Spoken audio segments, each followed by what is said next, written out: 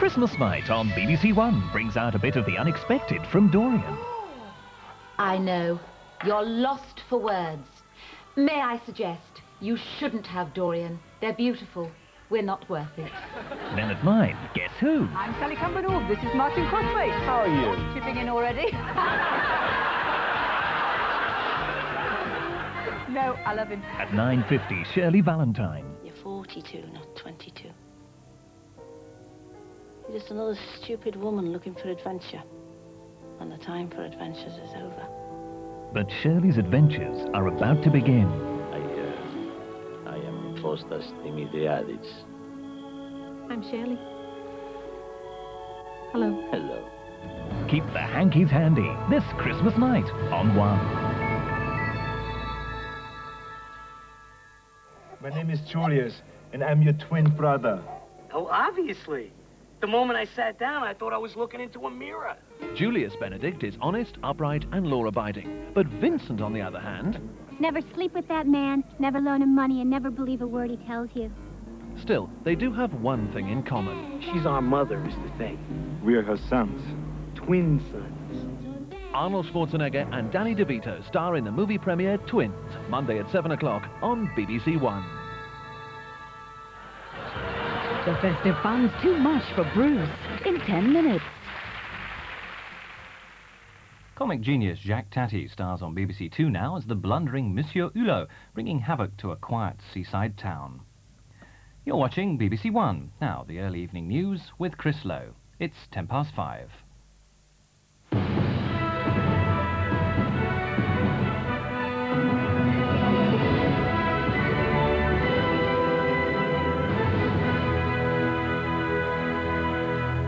Good afternoon. The Queen has spoken in her Christmas message of the difficult days she and her family have lived through this year.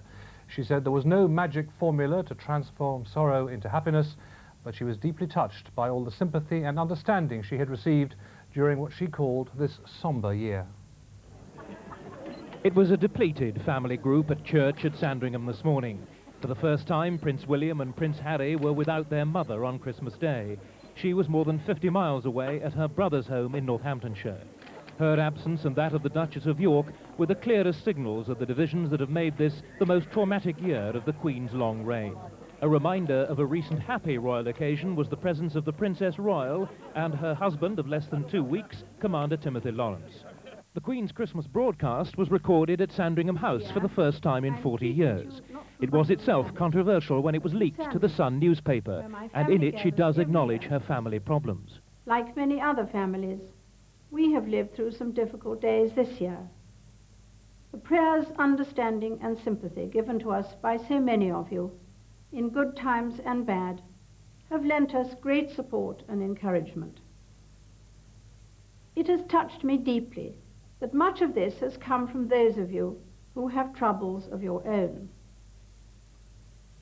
As some of you may have heard me observe, it has indeed been a sombre year. The Queen paid tribute to service personnel trying to keep peace abroad and to aid workers endeavouring to bring food to the weak and innocent. Christmas, she said, was a good time to focus on the problems of others. 1993 will certainly bring new challenges. But let us resolve to meet it with fresh hope in our hearts.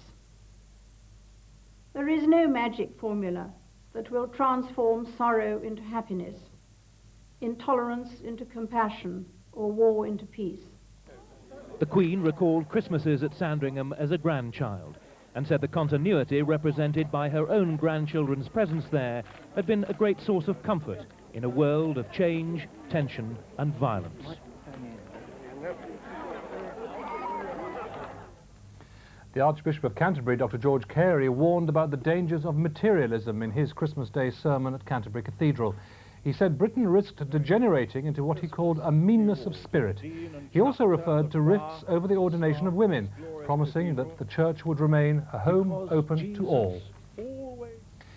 The Israeli government has rejected an appeal from the International Red Cross to allow it to take relief supplies to more than 400 Palestinians deported to the Lebanon last week. The Palestinians are camped just outside the Israeli-controlled security zone in southern Lebanon. The Palestinians trapped in South Lebanon are enduring ever worsening conditions. Their food is running out, they have no fresh water, and perched in the bleakest of terrain, they are very cold. Israel was going to make no decision about letting aid through until the regular cabinet meeting on Sunday.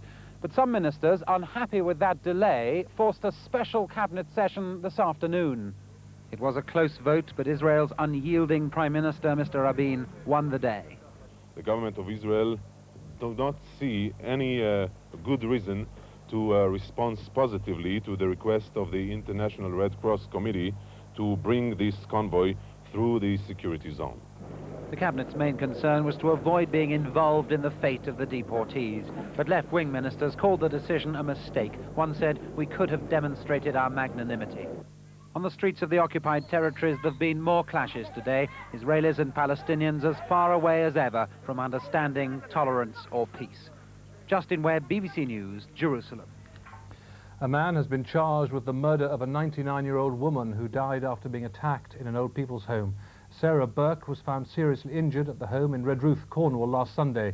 She'd been kicked and punched unconscious and died later of shock. The man, who is 21, will appear before magistrates tomorrow.